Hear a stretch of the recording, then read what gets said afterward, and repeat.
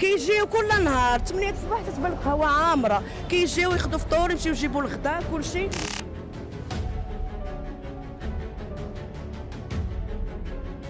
اما كتقول انا مؤمن ومسلم وكتدور تدير داكشي اللي بغيتي، زعما راه كتمس بعدا بالدين ديالك. هو اول حاجه من البشر كله غينعس في قبره.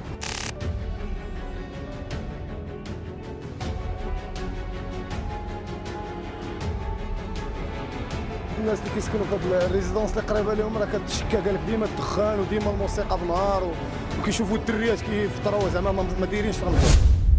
شهر رمضان هو الشهر اللي مميز عند المسلمين عن باقي شهور السنة الهجرية، شهر الصيام والقيام وقراءة القرآن. ولكن بعض الناس عندهم رأي آخر. بيت يكونوا مغاربة، ولكن في نفس الوقت راه شنقول لك، الا خدينا من ناحية إنسانية ومن ناحية حقانية، بنادم عنده الحق يدير ما بغى، ما حدو ما كيأديش الآخر.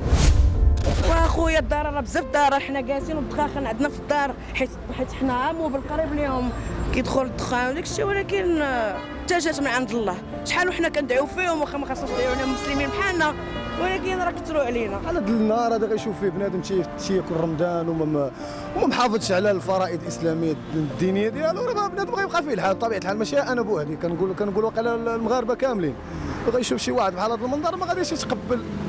وحنا كنقولوا بحال هاد الناس راه لا حول ولا قوه الا بالله. زعما كتقول انا مؤمن ومسلم وكتدور تدير داكشي اللي بغيتي، زعما راه كتمس بعدا بالدين ديالك. هو اول حاجه من البشر كله غينعس في قبره. القانون الجنائي تيقول العقوبة لأي شخص يهاجر بالإفطار في نهار رمضان في مكان عمومي بالسجن من شهر إلى 6 أشهر. وبعض الناس ناضوا وقالوا أنه الإفطار العلني في رمضان حق كل واحد يدير اللي بغى وما يمكنش نعاقبوه بالسجن. الذي يمارس هذا السلوك فهو مجرم لدى القانون مباشرة.